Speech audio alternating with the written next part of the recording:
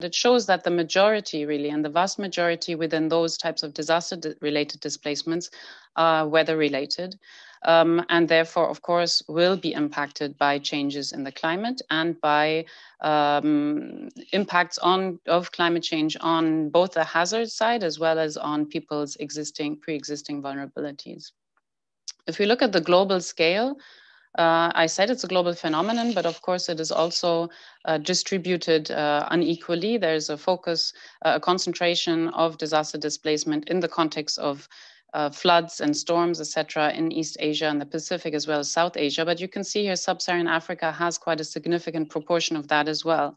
And as I mentioned, this is really related to sudden onset hazards such as storms and cyclones, where Sub-Saharan Africa and then the Horn of Africa and East Africa in particular feature much more highly on the agenda is in the context of slow onset environmental change, climate change, and disaster events.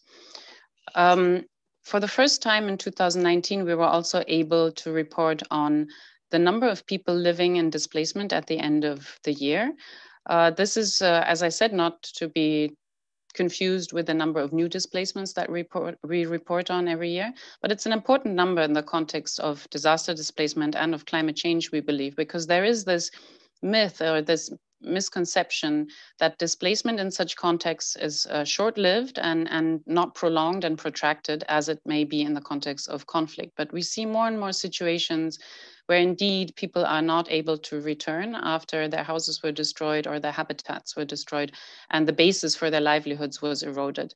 And this is particularly in the context of sudden onset disasters, again, where we are able to report it, but increasingly and anecdotally, as you will also know from the region, we see it more and more also in the context of, for example, drought-related displacements where habitats get uninhabitable and therefore other types of longer-term solutions for those displaced have to be found. So this 5.1 million that we reported on at the end of 2019 is a highly conservative estimate and figure. We know that, we're working on this, but it's an important one in the sense that it brings for the first time to our understanding and our consciousness the fact that there is protracted displacement in such contexts. I talked now or presented, yes? Excuse me for the interruption. If you can put the slides in a presentation mode, we'll be able to see big screen. You don't have them in the presentation mode? You should have them.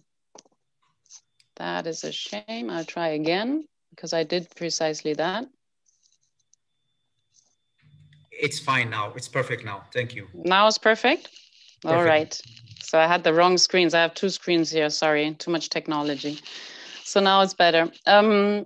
So while I presented to you the global situation as it is now, so in terms of the numbers and the scale of the problem, this in a sense is just half of the picture because it only shows us what displacement occurs every year and what we can monitor through our monitoring experts day in, day out. But what is equally important is to understand what awaits us and what the future holds, and really to understand what drives displacement, of course. And we've been working, as has ICPAC, been working on this issue for a number of years now.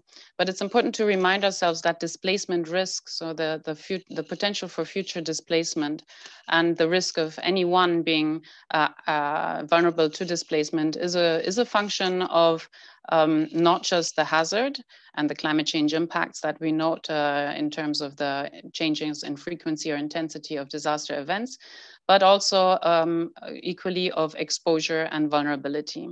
Exposure, of course, being the case that people are in harm's way, but then also their susceptibility to then being at risk of displacement and their ability to cope with a shock or not. And in our model, we looked at, which I will now show you the results in a second, we looked at particularly at vulnerability in terms of building structure, because this is important in the context of storms and floods and earthquakes, for example. But of course, it goes way beyond that, and we'll have to understand better pre-existing vulnerabilities of humans and the way that those then shape their decision-making and their behavior.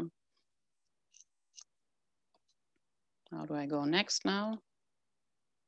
Now that I've swapped screens. So This is the global overview of displacement risk. Again, global phenomenon, but highly concentrated when you look at it in relation to population. We see, again, Asia really topping having the highest risks. But having said that, again, if you look at the African continent, this is in relation to displacement risk in the context of storms and floods and other types of sudden onset events, and therefore does not include the types of displacement risk that we are now going to face, are already facing, but we're also seeing coming up the agenda for the next decades. So we've been looking at sea level rise, for example, but also drought, which I'll come to in a second, as a critical feature that will impact on migration and displacement patterns.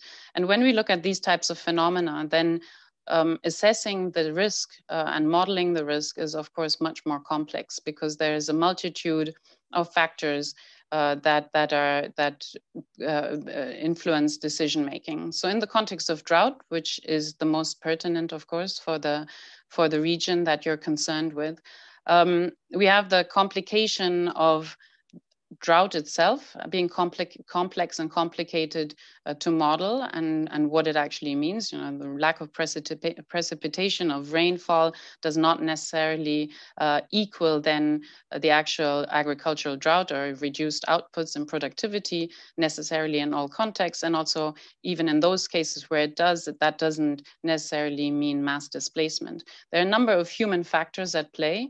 And so this is something that we can only look at really in the context of broader understanding broader systems, broader system dynamics. And this is something we've been attempting at IDMC, and I know a number of others are doing the same, really understanding the interconnection and the causal loops between different types of drivers of, say, eroding livelihoods, so environmental drivers, but also social drivers, and how they impact on behavior. We cannot really predict, of course, absolute numbers, but what we can do is really understand decision-making processes better. And for this, what is required is a much more in-depth look at specific local contexts, but also to derive from those then lessons for national and even regional dynamics. More qualitative research is required, we believe, and we've really learned the lesson with, that this has to be done in conjunction with communities to really understand what is going on. So we've been doing this type of research in Ethiopia, but also Somalia. And I'm sure that a number of those on the call, I recognize a number of names of the participants, have been doing similar types of undertakings in terms of just, you know, small scale studies, which though need to be really scaled up now. I mean, because all of the findings from the different types of efforts that we can see in this regard point to similar lessons, which though need to be potentially really brought to the, or translated now into a much more substantive change in terms of how to address the issue.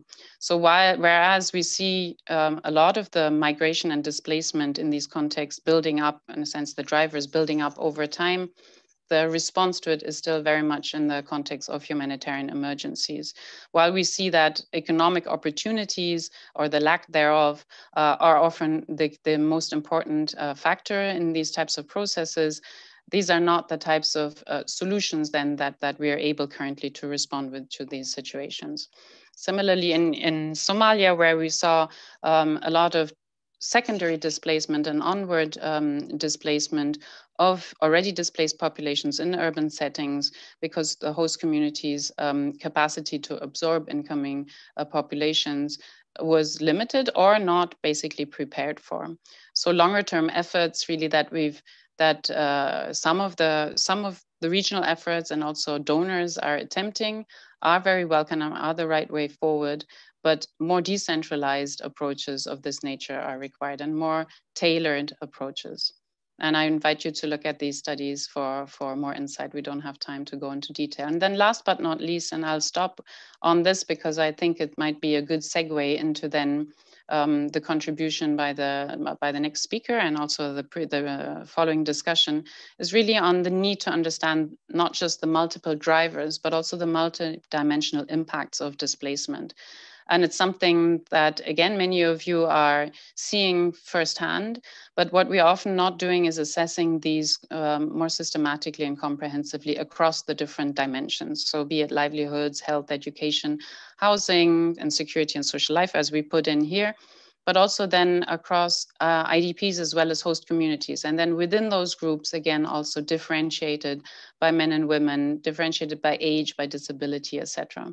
The problem, of course, here is that there is a dearth of data, and often we don't have the ability to do large-scale studies, but even smaller-scale studies in such contexts are useful, because they do show what a number of studies also from other countries show, that also in the region, very often the perception that an influx of a population and of IDPs means a strain on host communities, like I mentioned earlier, that is often the case in terms of strain on services, but not necessarily a strain on the communities themselves. So here you can see on the right-hand graph that the incomes of host communities have actually increased and this is in the context of Somalia, in the context of drought displacement, from before the displaced population arrived in the host community to after.